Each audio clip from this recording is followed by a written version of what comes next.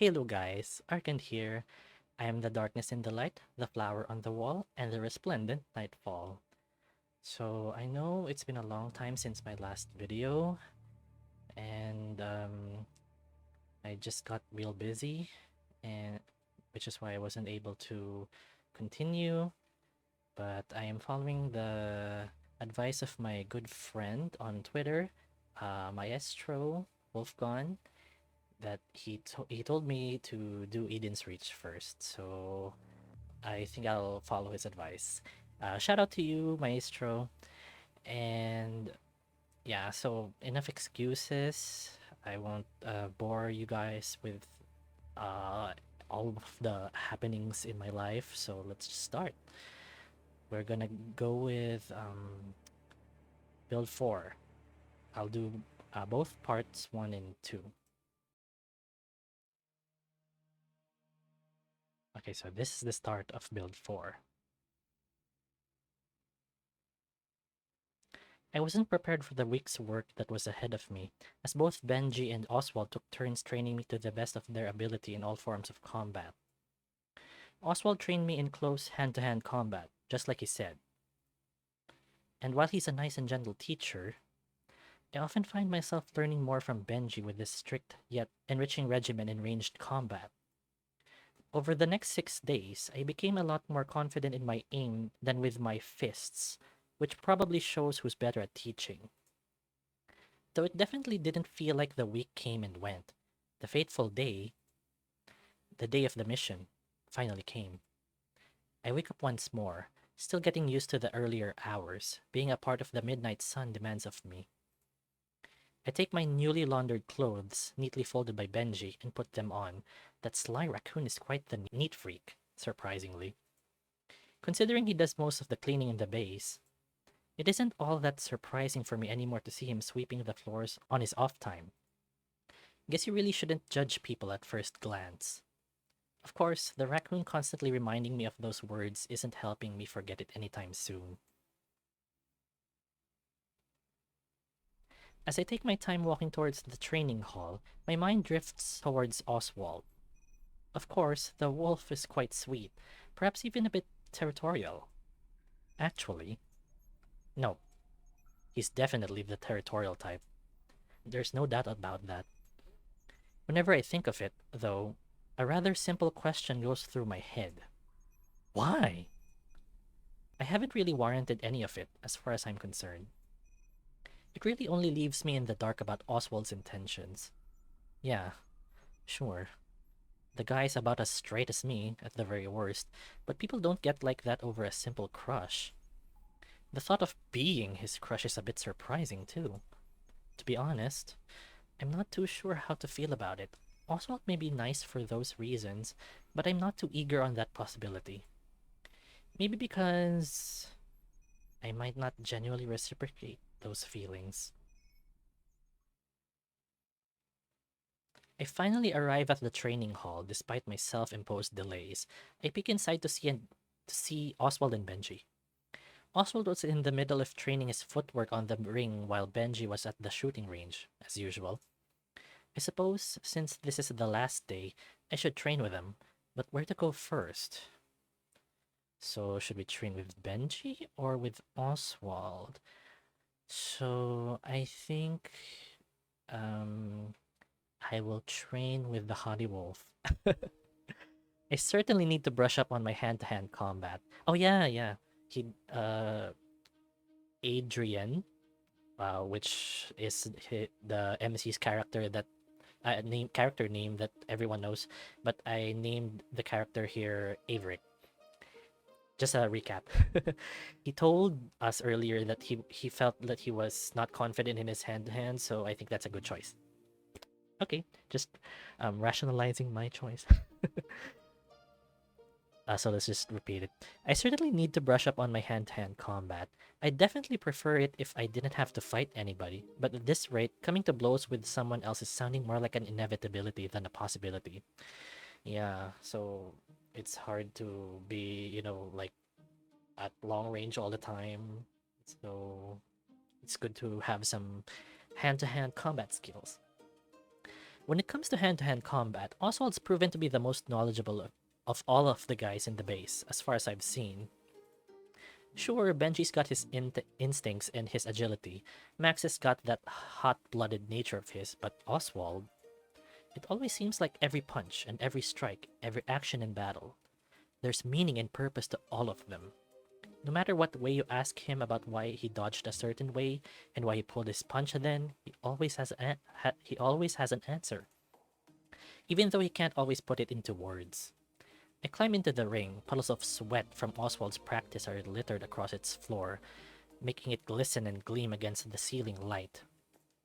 He gazes at me as I let out a large puff of air upon standing back up, the short climb surprisingly taking the wind out of me. Guess it's still too steep for me to just lunge over easily. Well, I suppose I can't expect much from a week of training, but still. Hey, Averic. His tone is unexpectedly sullen, but I suppose that should be a given, with the mission and all that. I decide to ignore it, raising my fists up.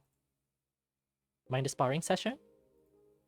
I need to refresh on that stance you've been teaching me.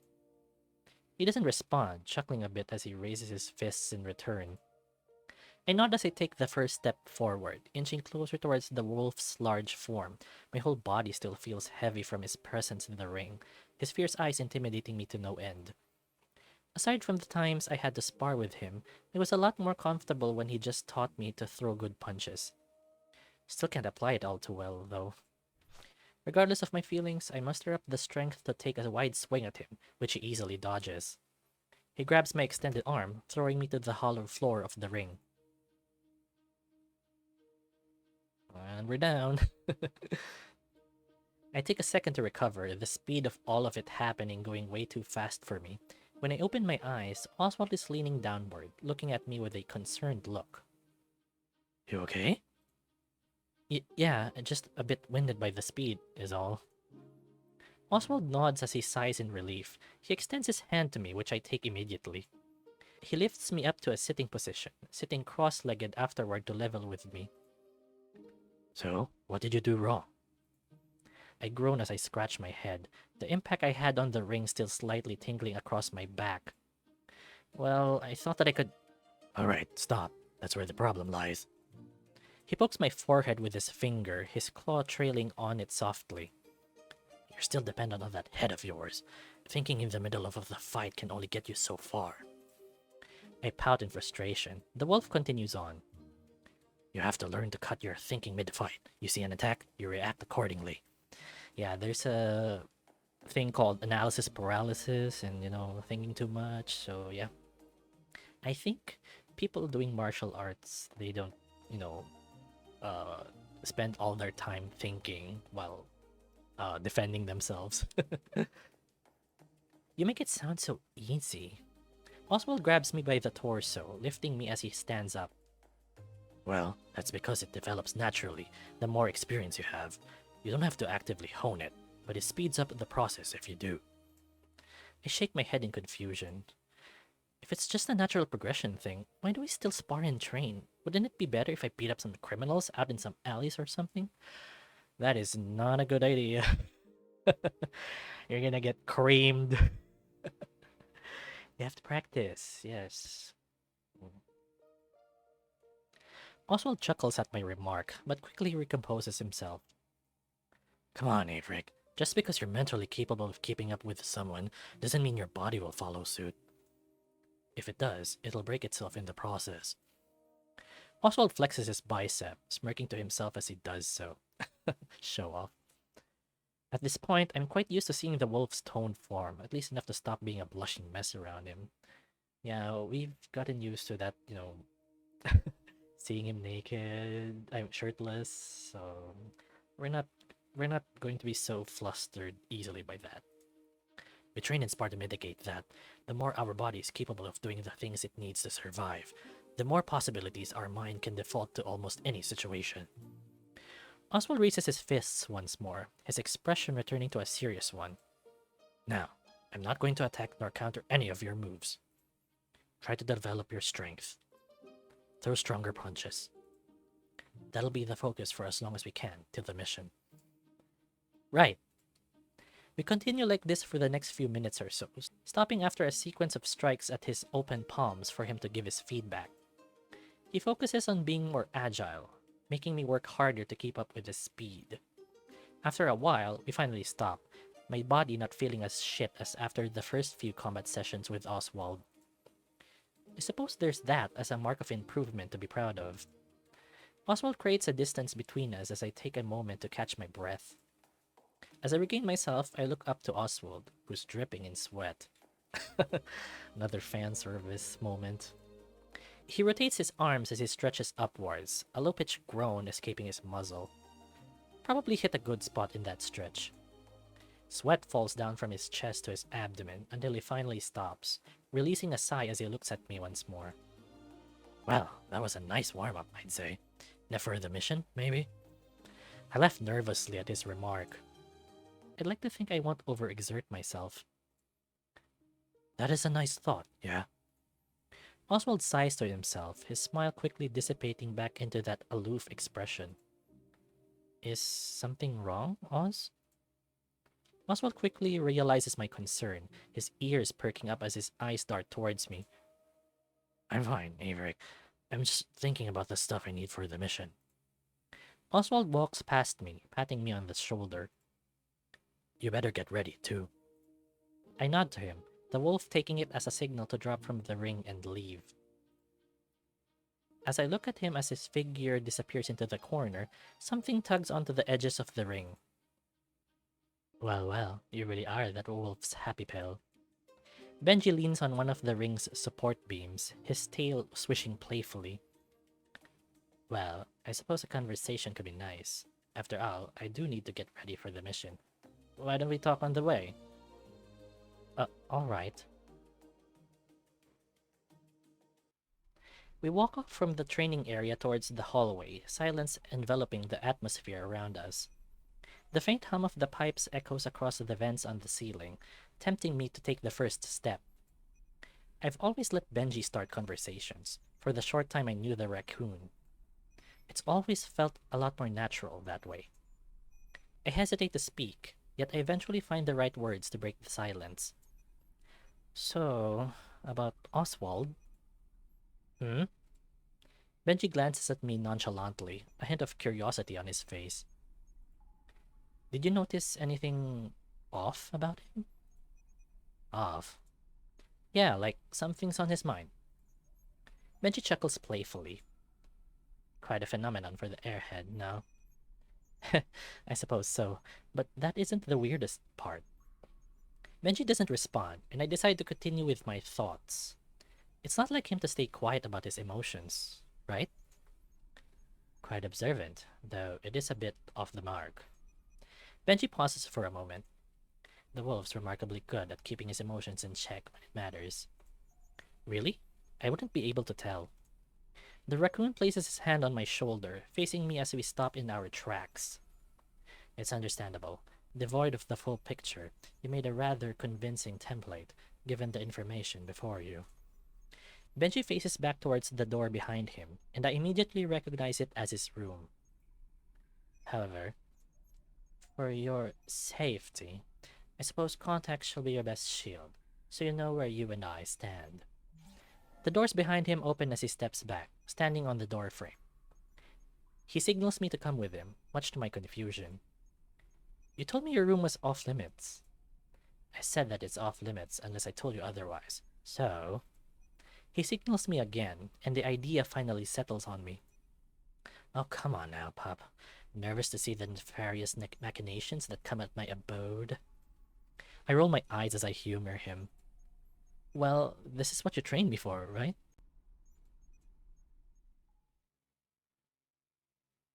He giggles as we enter his room. The walls are rather dark, purposefully painted in a dark shade of green, neon lights trailing the walls.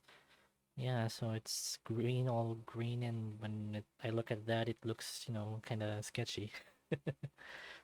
The color scheme of the room and glow from the lighting reminded me of his jacket. Oh, so that's why. Yeah, so green jacket, green lighted room. There's a theme. Benji has a bed bigger than the one I have in my room, and it's quite neat and orderly.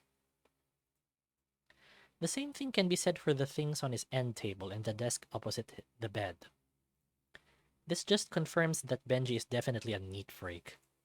Surprising for a raccoon. I'll pack some things for the mission. I'll holler if I need you to grab something. Why don't you look around? I nod as I walk toward the center of the room. It feels more spacious than my own room, despite all the extra furniture he has. Oh, and try not to mess with the order of things. I don't want to have to clean this place up when I get back. Will do, sir. I chuckle as I survey the area, with Benji sitting on the bed and taking some things from his desk. I notice a few things of note in his room, outside of what I've already seen. There's a row of small vials neatly arranged next to a diffuser, and a framed picture on the end table next to it. I approached the dresser first, taking a few of the vials and reading the inscriptions on them. Citrus and lemon. Oh, are these humidifier scents? Oh, I love humidifier and humidifier scents. You know, it's so relaxing and the aromatherapy. That's just me. Earthen morning. Rainy day. All have a sort of nature theme to them. So, this is the culprit to your unique scent, hmm?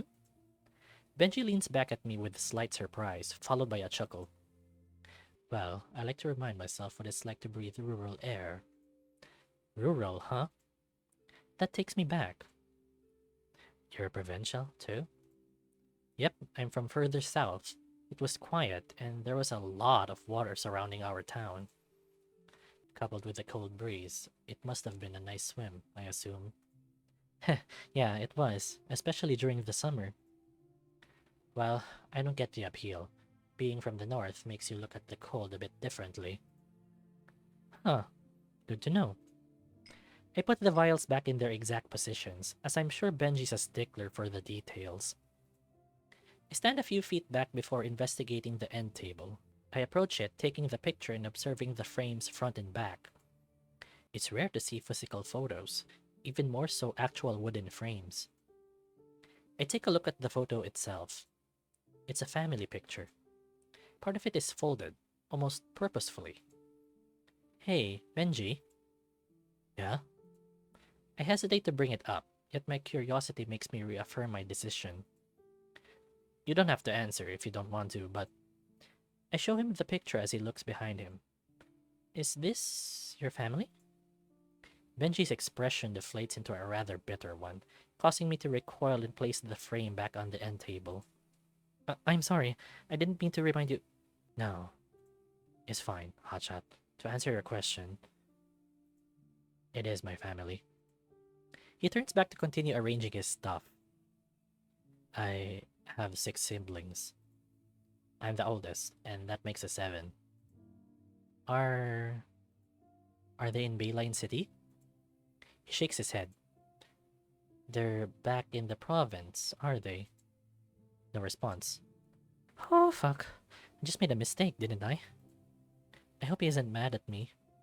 I take a seat on the bed, making sure to keep myself behaved for the rest of the time I'm here. I didn't leave because I was selfish. He takes me by surprise, and I quickly glance back at him. That's what you were thinking, right? The oldest brother leaves his family to gain riches on his own? Not at all. The thought never even crossed my mind. Heh, maybe. Maybe you don't realize it. A sigh escapes under his breath, surely to hide it from me. I have my reasons. As much as this past week's been a delight, I don't believe we're there yet. He turns to face me once more. Just trust me, alright? Okay. The doors suddenly slide wide open, with Alice on the other side, a box covering up her chest. Hey, Benji, here's the rest of the stuff that... She cuts herself off when she sees me. Oh, hey, Averic. Perfect timing. I wave at her, but Benji stands, approaching the tiger. Everything's here, yes? With some extra leftovers, as per your request. Benji chuckles.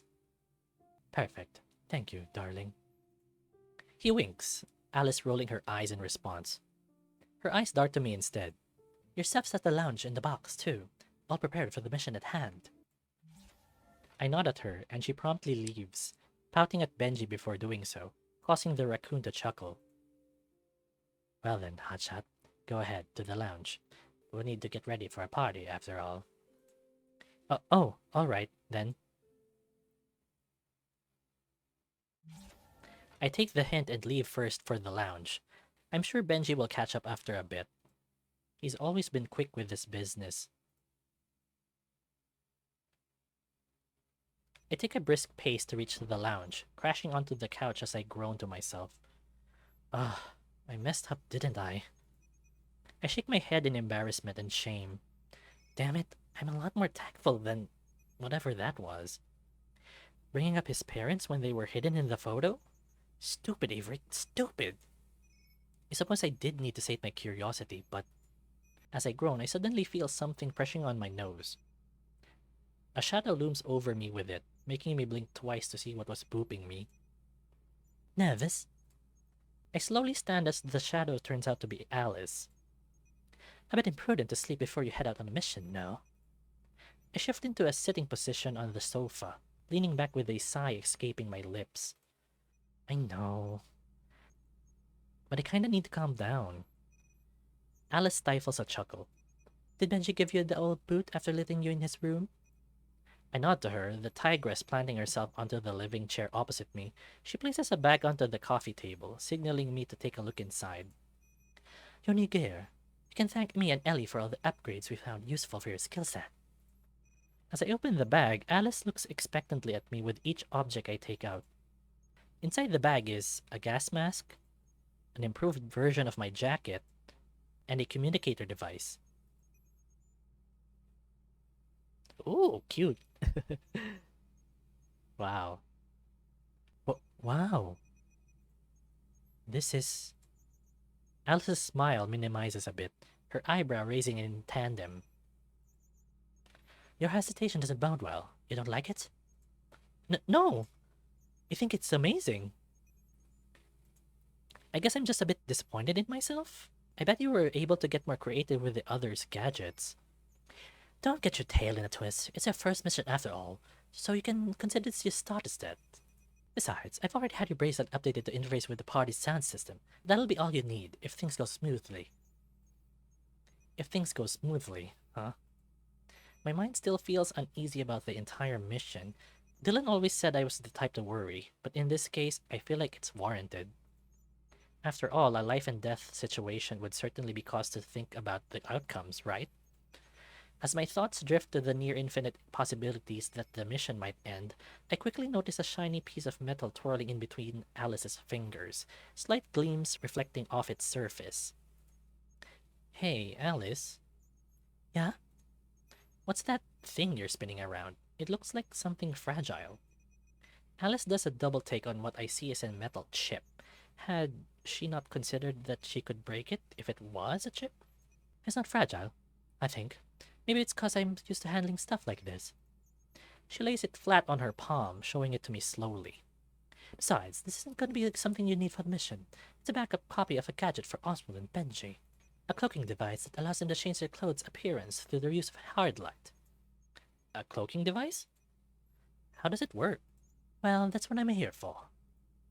Alice gazes towards the entrance of the rooms, causing me to look back as well, only to see Benjie, the chip attached to his choker.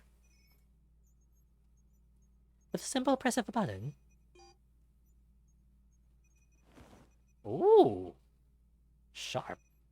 Benjie's outfit quickly changes from his usual jacket to a very dapper and convincing tuxedo, completely concealing the bag he had strapped on his shoulder. Whoa!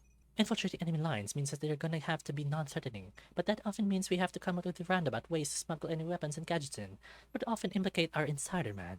However, with this technology, we can still be Prince Charmings, with deadly firearms strapped on our backs, and no one would be the wiser. Of course, rifles are not my style, so this is mostly for my other nifty trinkets I have to hide before we get to the back rooms. As we talk, we hear footsteps echoing from the hallway. And speaking of a supposedly harmless Prince Charming type, Oswald comes into the lounge, already in a pseudo-tuxedo similar to Benjie's, though his has a bit more of a personal touch. Oh, there's even a corsage. Well, that's cute. Sorry for the wait. It took me a bit to get this thing to work. Oswald places his hand close to his sleeves, revealing the actual gauntlets hidden beneath the hard light illusion. Oz, remember what I said? The illusion can easily break under sudden movement, so you have to be delicate with it. Oh, Oswald looks so handsome in his suit. And actually also Benjie, but why is he pouting? Sorry, Alice. There's that distant tone again. Am I just imagining it? Or you two certainly look fit for a fancy party. I kinda wish I had an excuse to wear a tux too. It may look comfortable, but believe me, Hotshot, we've got our gear under all this. Indeed. Of course, this is just to get past the initial crowd, but... Oswald pauses for a moment, causing the raccoon next to him some unease. We'll be prepared to fight if it comes to that. If we do this right, we won't have to. I'd prefer that option at the moment. The wolf chuckles as he gently pats Benjie on the back. That's so. I'll keep the safety on, then. Oswald walks towards the exit of the base, looking back at me and Benjie. Well, are you guys ready? Ready as I'll ever be, I guess. Benjie moves past Oswald, disappearing into a corner. Let me get the car ready. Of course. Tell Corvus I said hi. On our mission. On the way. Oswald and I follow the raccoon onto the hallway, his figure disappearing off into the staircase. I quickly try to pick up the pace, but Oswald lags behind, having no intention of keeping up with me or Benjie. I constantly alternate between taking a few steps ahead and then waiting for the wolf to keep up with me, his gaze mostly directed at the floor. If his tone hadn't given it away by now, his averted gaze definitely sells the idea. Of course, the mission is just around the corner, but still... This is a large disconnect, something that feels unnatural, in a sense. I hesitate to bring it up to Oswald. With all the signs I've been getting, whatever is bothering him is going to be too disruptive to bring up right now. Maybe later. I quickly go up the steps towards the exit, my partner's steps echoing loudly behind me. As I reach the first signs of light, I quickly see Benjie fiddling around outside the car. Ah, you're here. I give him a casual wave in response. Hey, Averic, I'd like you to meet someone. Oh? Who would that be? He chuckles as he wraps his arm around my shoulder. He ushers me to the driver's seat of the car, rolling down the window. Suddenly, an electrical buzzing comes from the inside of the car. Greetings, Sir Averic. Charmed to make your acquaintance. I didn't expect this. Benjie's car has an AI in it? So, artificial intelligence in a car? I am much more than some measly AI, my good sir. I would highly suggest you rectify such notions in your mind before you enter my premises. Oh, a surprisingly sassy one. I wonder why you picked this AI, Benjie. The raccoon giggles as he steps into the driver's seat. This is Corvus, Averic. He's got the power of the latest GPS and maneuverability at his arsenal without all the boring, straight-laced bullcrap of conventional AI. Without the legal limitations as well, might I add. Oh, well, that's reassuring. I almost forgot that what we're about to do is illegal in every sense of the word. At least this is a good reminder of where we stand. It's definitely jarring that I have to worry about being caught as a wanted criminal. Is it maybe too late to turn back? My thought process gets cut off as the doors to the front seat of the car open up, with Benjie on the wheel. He ushers me inside with a quick waving motion, which places me back in the reality of the situation. Even if there was any way I could turn back from all this, a part of me won't let what happened to my room, no, my life, to anyone else. If Eden Core decided that I was out of line fighting for the people I care about, like Dylan, then I'd gladly do it again. I have little to no doubts now. Stepping into the car, I'm quickly readied up with a seatbelt, coupled with Corvus's engines whirring. Benji places his hand on my shoulder as he starts backing out of the bar's garage. Light quickly comes from behind us from the sunset, an orange hue filling the back seats, a bit peeking through Oswald's large frame. This is it. The very first mission. Here we go! The mission that starts the battle of my life. Wow. I just got chills.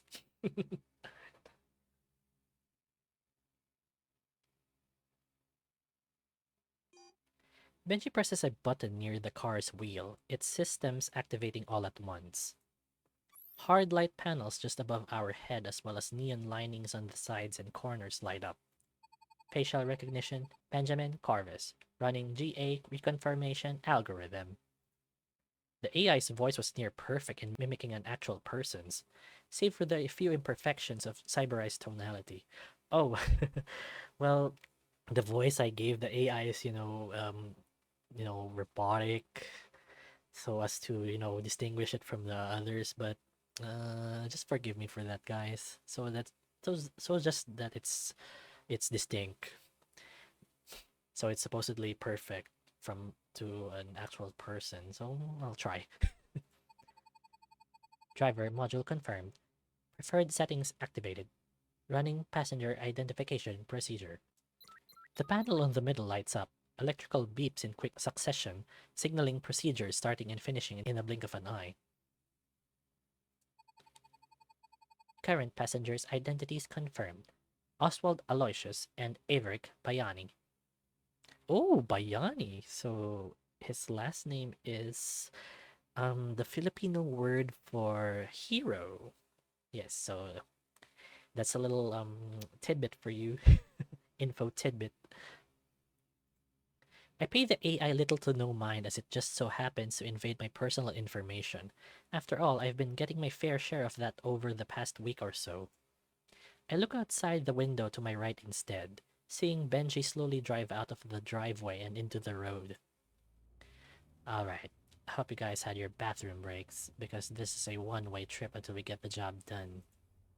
Benji steps on the pedal harder, accelerating the car. I take a deep breath, letting myself get comfortable for how long this ride's going to take. As our raccoon driver turns around the block, I take a glance at Oswald in the back seat. His eyes are closed, and by the looks of it, he's anything but worried. Quite the opposite, actually. He's eerily relaxed, almost like he's dozing off. A deafening silence fills the car, underlined only by the muffled hum of the engine. Hey, Benji? Yeah, bud? He doesn't break eye contact from the road. I point timidly toward the radio between us. Oh, right. Forgot that you were one of those musically inclined folk. He turns it on before letting me choose the music. All yours, DJ. I quickly take my phone and scan it on the radio. Corvus recognizes my playlist, cueing it into the system as the back of the car lights up. Sound system enabled. Current playlist, Chill Lo-Fi Beats to Save the World 2 by Averic. I quickly get flustered as the robotic voice says the name of the playlist, the raccoon chuckling in response. Real smooth, hotshot. Tunes ain't got a bad start either. I nod at him before looking out the window beside me, watching the car move towards the main road, Sora Boulevard, which means one thing, we're in Midtown now. The road from here on out is pretty straight, unlike me, because I'm gay as fuck. From what I remember, though the skyway to Uptown isn't.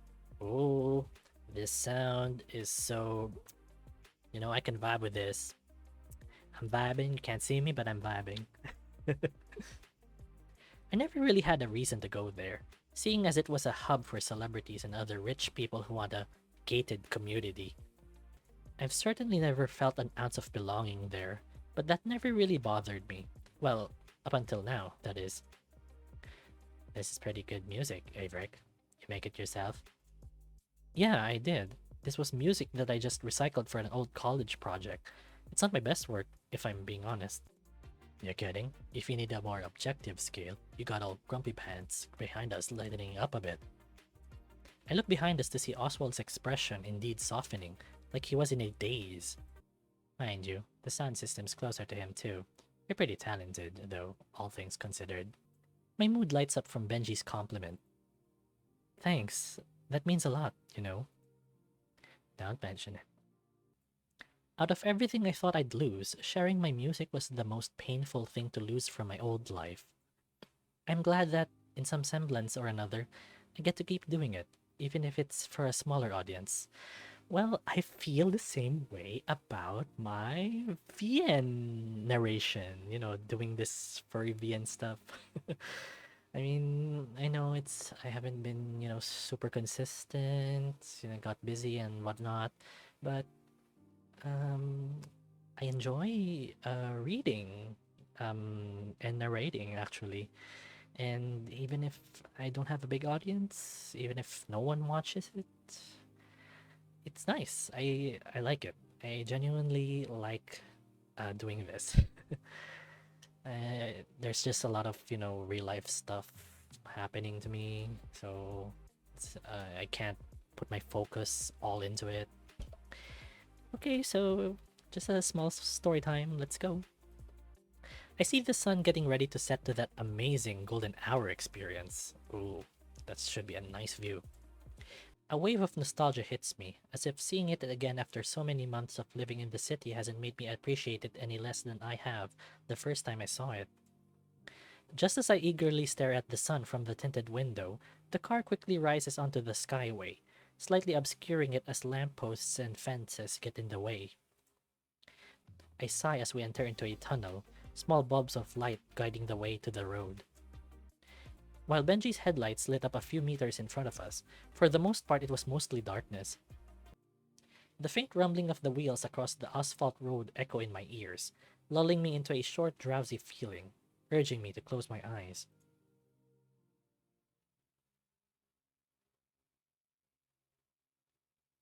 As I do so, the sounds around me phase out, save for the music playing.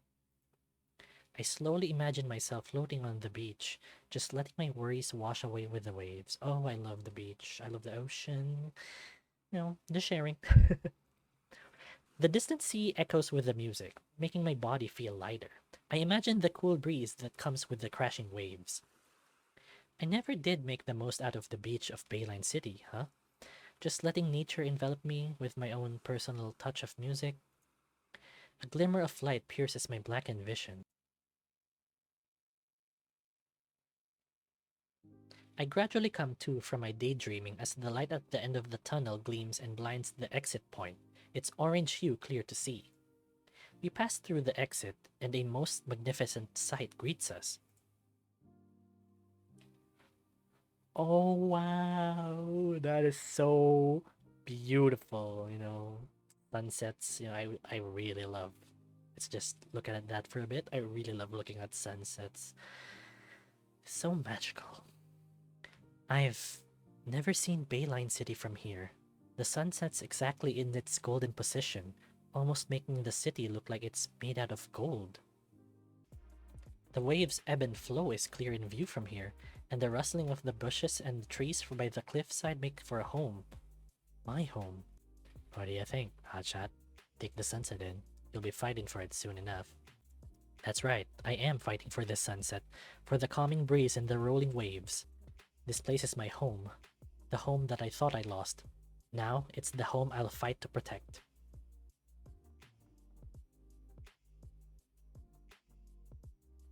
It doesn't take long for us to pass the arch welcoming us to Uptown. This district's notoriously closed off to the rest of the populace, since a lot of celebrities and businessmen are known to hang around or just straight up live here. That hasn't stopped the paparazzi's drones, though, as a swarm of them zoom past us towards where I can assume is the building with the spotlights lighting up the growing night sky. It's already started. We'll be right on time. Benji opens up his headlights as the night grows, though the streetlights were in no short supply on the road to Uptown. A bit more of a drive goes on before the building comes into view, But we don't need to get any closer to see how fancy it looks on the outside. These richies love to reflect themselves in everything around them, huh? Benji mumbles under his breath as a scowl forms on his face, his hands tensing on the wheel. Glittery and perfect on the outside, but absolutely shitty on the inside. I stay silent as the music dies down. The mood's definitely gone down with it. I guess this is just what's bound to happen, considering what we're about to do. As we start to see infrastructure mixing with the local greenery, Oswald begins fiddling with his glowing tattoo, breaking the hard light illusion which melts with his rolled back sleeve. I guess I need to get ready too. I do have to keep a lookout for Benji and Oswald, after all. Mind if I do a comms check, Benji? The raccoon gives me a thumbs up before I activate the interface. It quickly scans for Benji and Oswald's phones, connecting the three devices. Neural link established. Well, time to see if this works. Test? Hear you loud and clear, Hotshot. Pretty wacky tech. Fine on my end. Their voices echo in my head, but it's otherwise pretty clear. That's pretty trippy. Benji's ears twitch, likely because of the sound check. He sighs in annoyance. You tell me. I still feel it ringing. I cringe at the thought of having feedback in your own head. I've had my fair share of feedback as a DJ, and it's never pretty, even after a few dozen times. It'll wear off, I guess? Heh, real reassuring. We eventually reach the roundabout near the structure, its golden aura emanating from the marble that it was built from. Benji turns to the empty lot behind the building. As this section of the venue was designated to staff, the attendees for the charity party would have no reason to be here. We're quick to find an empty space, getting the car to a nice snug position before Benji turns the engine off.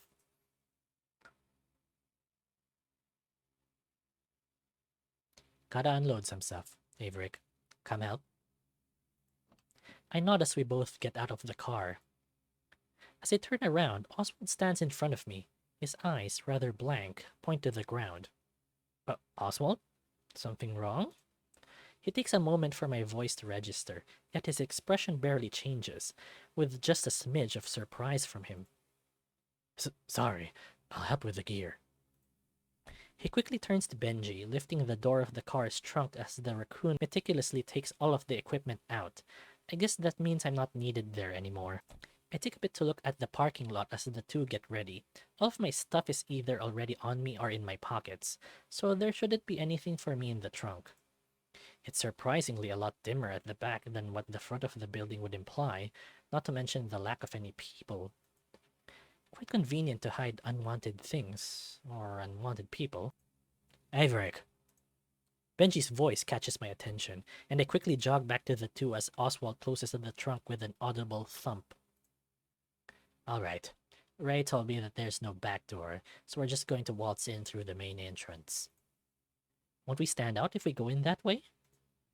We'll be standing out either way. Besides, there's some stairs to the side for staff to come in unnoticed. Chances are we'll get in without a hitch. Well, I can't deny the advice of the thief in the group. We walk towards the side of the venue, up a handicap ramp that leads to the staff entrance.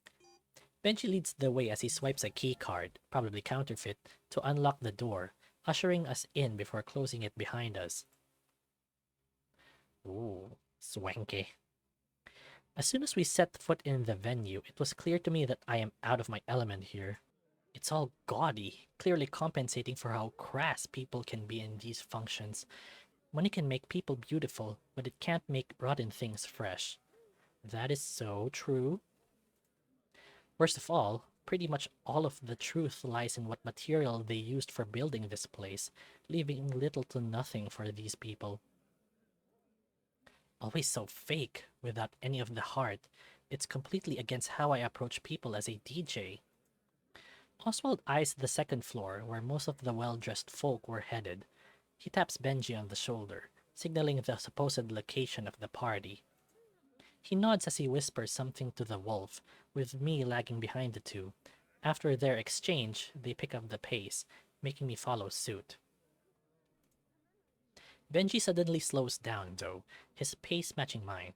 He looks me straight in the eye as he discreetly hands me a fake ID for the staff here. I quickly pin it to my jacket, but before I can pay attention to walking again, my foot suddenly stops at the first step of the stairs, nearly making me trip. A grip stops my descent, however. Benji's grip.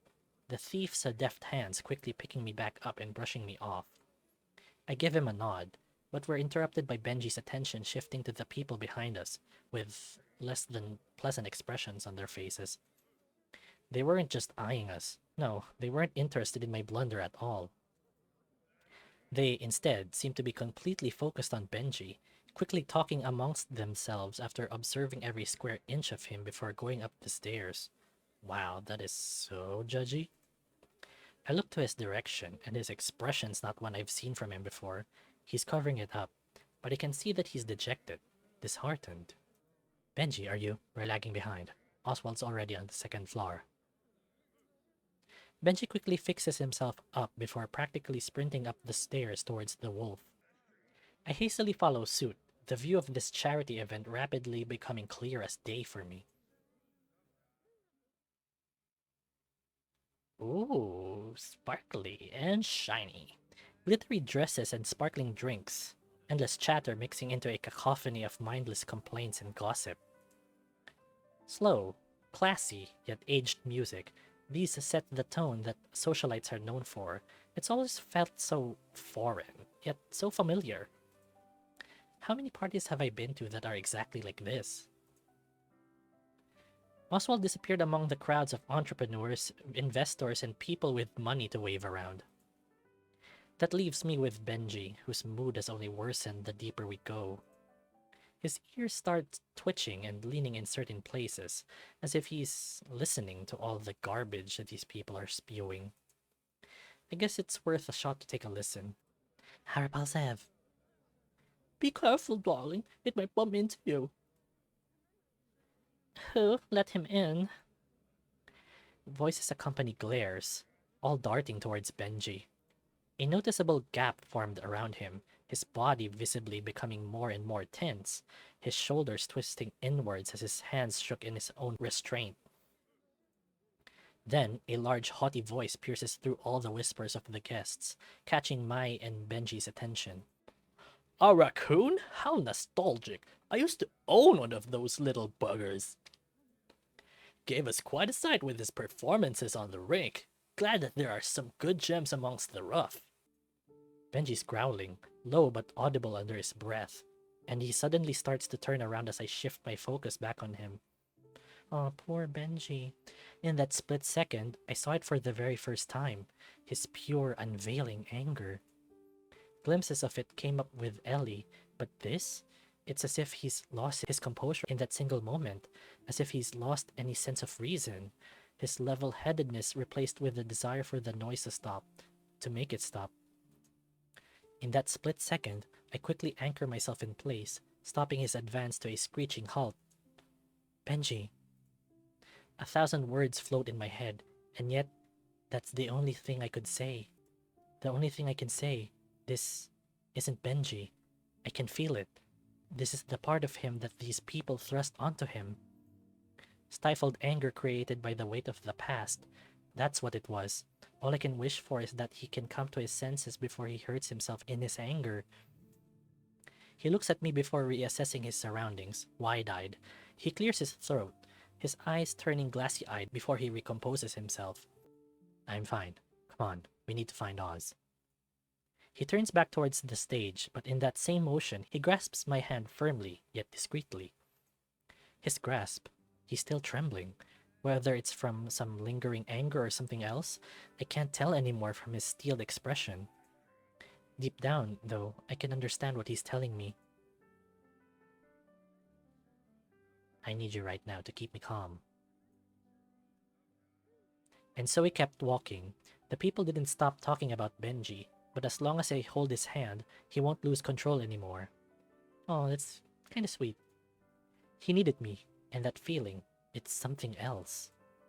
Something foreign, yet familiar at the same time.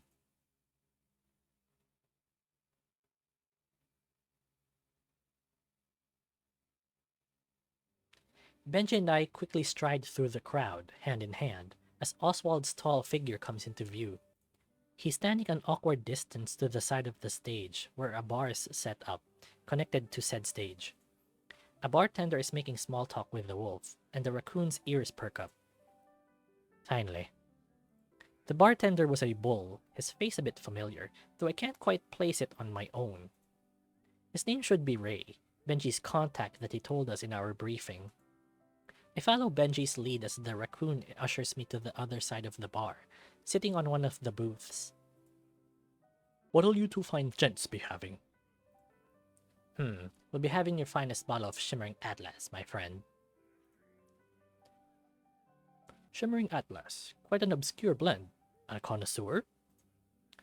Just a casual partaker. Ray glances my way, locking eyes with me as he does so. Ah, and forgive my fellow staff here for inconveniencing you. He was running late, and he must have gotten lost on the way. It's no bother at all. Now, the Shimmering Atlas? Right away, sir. We don't have them at our reserve, however. We have them at the back, though, if you and your friend would like to accompany me to them. That would be best. Come, my friend. He signals Oswald to follow, the wolf half-heartedly following as he gazes at me. He gives me a stern look, followed by a nod. I respond likewise, the three disappearing into a door close to the bar. Suddenly, Benji's voice echoes through my mind, muting out the mindless chatter around me. Alright, I got Ray on the line. I found a possible escape route for us to use when we get out. Ray made sure to clear us a path for tonight. It's the one place with a blind spot from the surveillance points. Benji's right. Got y'all an easy out. Little resistance, especially when you guys stir up some trouble. Good. Account for anything. Averic, you copy? Yes. What is it, Ray? I'll be sending these folks their merry way. Heading to you now, so you get your ass on the sound panel. Got it? Right. I quickly make my way to said sound panel next to the bar, getting familiar with the equipment and my routine checks. Despite everything, at least this stays consistent with my job description, adjusting sound levels, getting a feel for the acoustics. Surprisingly archaic tech for what I expected Uptown to have. Midtown's got better specs than this. Hell, I had better specs than this. Suddenly, someone taps on my shoulder. Hey, Poppy. Gah! Chill, my guy. Just me. Oh, Ray, was it? Yep, and you're Averic, right? I chuckle nervously, despite him looking rather friendly. I was never good at talking to strangers, especially if I was alone with them. Yeah, how do you know who I am? I mean, I guess you wouldn't recognize me, but I saw your performance at the club. You were amazing out there. It's no wonder you're also a part of Oz and Benji's crew. That's not what happened, but I clear my throat as it closes up, cutting me off. Just don't startle me when I'm focused, okay? I need it to keep me going on this soundboard. Ray takes a moment to process it, until it hits him. He smacks his forehead before backing away, back to his bar. Oh, right, sorry. He rummages under the bar before looking back at me. His expression shifts, however, his eyes darting to me and something or someone behind me. Shit, the White Lions! What? His mouth points behind me, and I turn around to see a group of lions, all in rather dapper clothing, yet quite clearly armed. Shit, I knew they'd be here, but not this many. I shake my head in confusion. Excuse me, who are they now? The White Lions Crusade, a private task force Eden Corps employs, and well, they mean business. Well, that complicates things for us. I activate my communicator, phoning in with Benjie and Oswald. Guys, the White Lions Crusade is here, with more personnel on guard. Got it, Hotshot. Keep us posted on the situation. Right. After dropping the call, I start scrolling through the system's available tracks. Nearly all of them were classic jazz or just straight-up classical tracks. No variety with it, either. A lot of these would sound the same enough that people can ignore it, as if it doesn't exist at all. I mean, I guess I can pick this one. It's just another piano track with different chord progressions. Psst, Averic. Yeah, Ray? A lion's coming this way. Okay, you really have to do that, pose. I look at the direction of the white lions, and indeed there is. He was rather lax and looked pretty bored, but he was otherwise coming up to us intentionally. Ugh, what a pain in the ass of this event. Ray has visible sweat beads forming as he clears his throat, recomposing himself. Hello, sir? Hmm? Oh, what up? The lion looks back to the direction it came from before taking a seat in a booth. Mind if I sit? Not at all, sir. He blows his mane upwards, quickly getting comfortable leaning on the bar. Thanks. I swear, if I had to hear those two crusty old geezers talk about getting a pedicure one more time, I was gonna tear my fur out. Oh, who were they, might I ask? The lion clicks his tongue towards two middle-aged women with champagne glasses, laughing at some discussion they're having.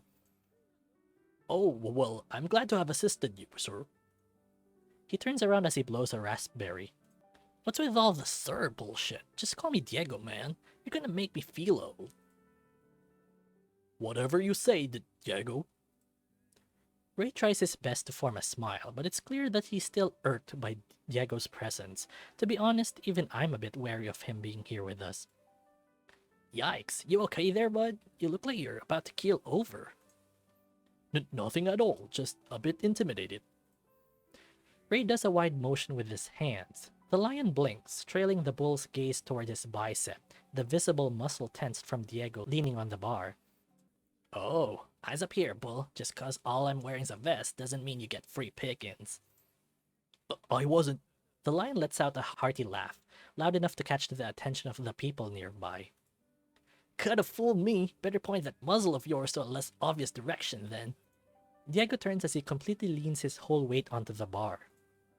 He spots two young women passing by the bar, clicking his tongue as he flirtatiously growls at them, the women giggling to themselves in turn. Say, bull, you know where a guy can schmooze up to some folks to get to those ladies? Yeah, those two over there. They're mothers. He points towards the two middle-aged women they were talking about earlier, much to Diego's chagrin. Right, no dice. As Diego mourns his lost opportunities with the ladies, the song I was playing on the system ends. As the next track plays, I start to readjust the equalization, slowly raising and lowering the knobs to get the perfect setting.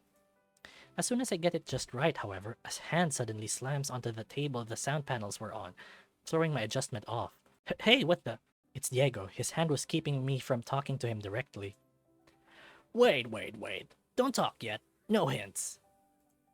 His other free hand was smacking his forehead as if he was thinking something. He's certainly animated.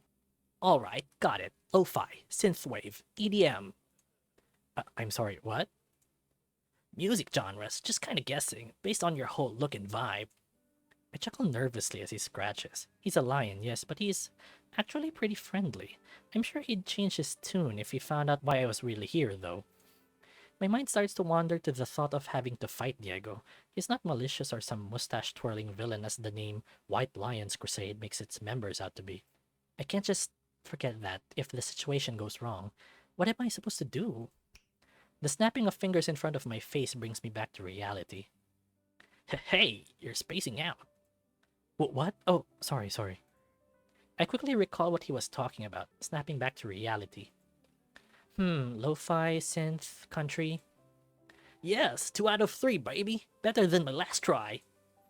The lion pumps his fist in victory. Even though he didn't get all of it right, he extends his hand to the side of my sound panels, and I'm left there, stunned. I'm Diego, but you probably already know that. I hesitate to shake his hand, even more so to reveal my name. Instead, I do an awkward attempt at a handshake, shaking it once and letting go immediately. Yep, Bro's definitely gonna eat his words now. I knew I can mingle with the folks around these parties.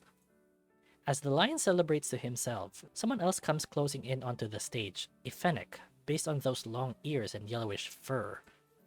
Though, despite walking towards us, he wasn't getting any much taller than Diego, nor Ray for that matter. Heck, getting a closer look at him, I think I'm taller than him. The way he carries himself, though, it's definitely spelling out sophisticated or out of your league. Evening, gentlemen. I was made aware of a commotion coming from the stage area. I suppose I need not investigate for too long, though.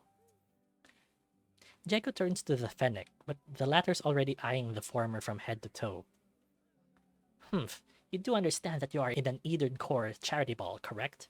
In case your kind is still uninformed, we have strict decorum and conduct within these halls.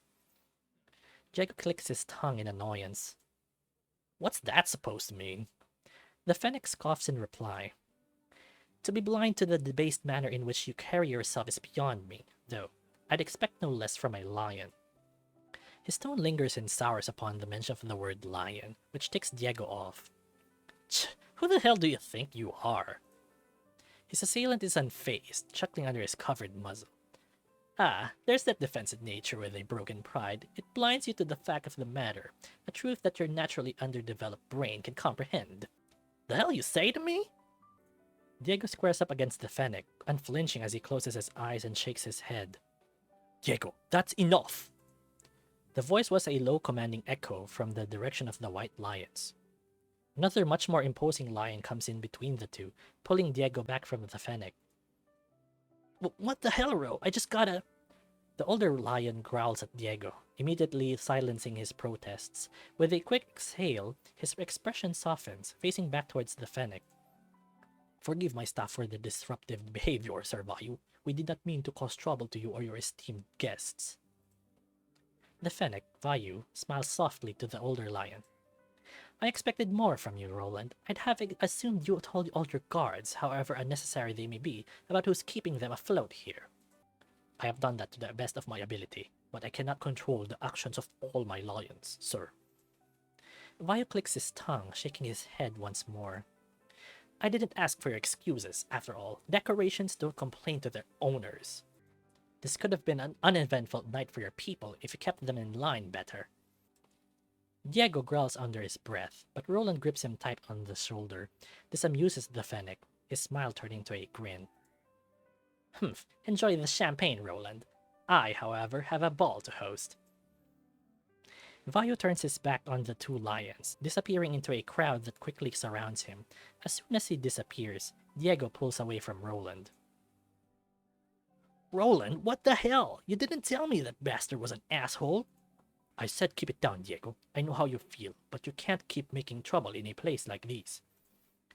Making trouble? I was just being myself and talking to other people, like you told me.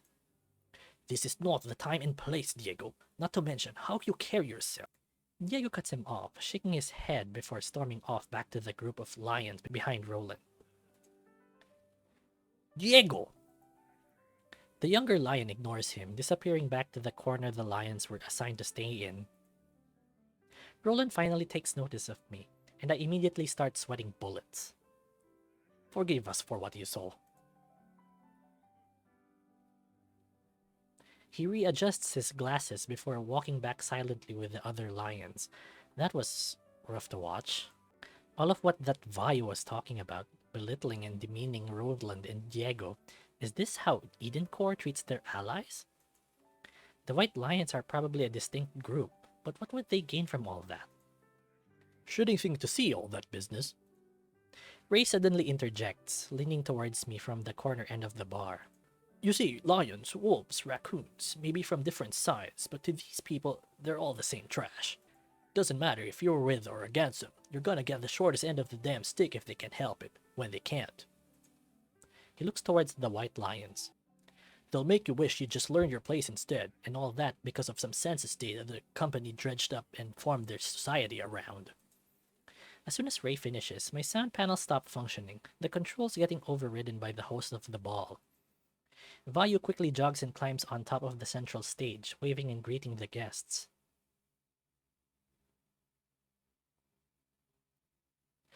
Attention, everybody! If I could have a moment of your valuable time, please. A hard light mic connected to his person broadcasts his voice from the speakers of the hall, echoing from entrance to the end. On behalf of Her Eminence, Lady Evelyn Eden, I would like to thank you all for attending and contributing your wealth to the event and the charity. Though she herself may not be present at this time, I, the shooting star of Edencore, Vayu, have come in her place with all the love and gratitude she would have given you. The guests applaud the Fennec, with Vayu nodding to them. Now, as per the established program for the event, we shall be conducting our cultural exchange with Bayline City and Eden Island.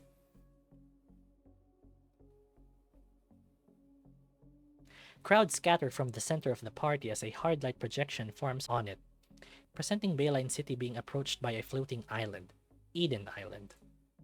Now, most of you are aware, but for those who brought their progeny to the ball, Her Eminence is not here, as she will arrive together with her paradise in the biannual event we call Eden's Reach. Oh, so that's the name of the game. However, her kindness in not only advancing our society with her technology, but in sharing her blessings in her absence or presence, she conducts cultural exchanges whenever she can, this ball being one of many. Vayu leaps high into the air, landing perfectly on the hard-like construction, shattering it from view.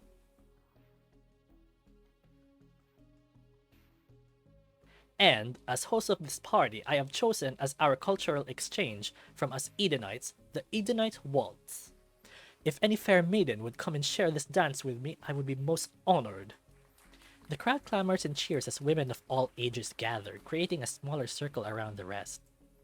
Vayu takes the hand of a random young lady as they dance to new music, also controlled by the Fennec. He's effectively rendered me useless, just like the White Lions. As I stare at the ever-changing partners dancing with Vayu, I see Diego stand firm towards a post nearby. The crowd starts to distance themselves from the lion, and Vayu takes notice. Slowly, he starts twirling and turning with his partner closer to Diego, causing the lion to slowly panic. He tries to step out of the way, but as soon as he takes a step, Vayu's leg sweeps over it, causing the lion to fall ungracefully forward, twisting his leg wrong in the process. I'd expect people to have the common decency to be concerned for such a dick move, the lion unable to pick himself up, but they just laugh. It takes two of his fellow lions to help him stand again, even though there were able-bodied people that just needed to assist, as that bastard Fennec waltzes away scot-free. This isn't just a matter of a lion's pride, or whatever bullshit they're trying to spin. This isn't fair. None of it is, made even more clear as Diego still limps a bit as he's made to sit on the booth, still writhing in pain. Fuck, fuck, fuck, fuck. I almost broke my damn leg.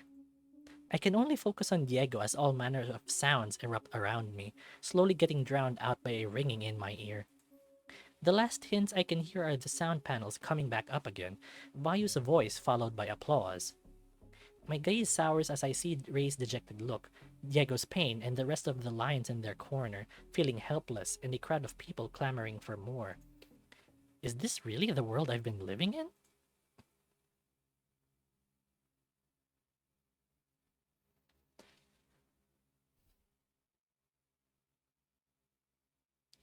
As this was happening, how's the perimeter, Oz? Footsteps in the distance. Might want to try speeding things up. I can only work as fast as this damn flash drive can clear through the bank's data per soft law. Sorry if I'm still too fucking slow, alright? Shh, someone's coming. 93, 95, 97. Got it. Let's get the hell out of here.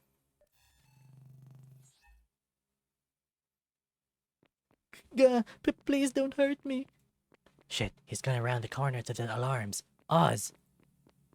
Got it. His body fucking triggered the alarms. We're gonna be in the dark soon. We can still make it out before Ox power comes online. Come on.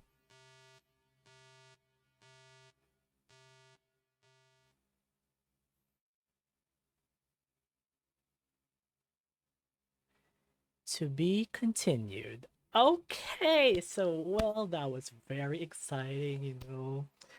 Oh my gosh. So that was the the mission. The mission that involves the MC Adrian or Averic in this game and Oswald and Benjie. I forgot. Oh my gosh. Well, that really got me, exhilarated, um, got my blood flowing, like I was really in an adventure. So can't wait for more. That was great. So let's save.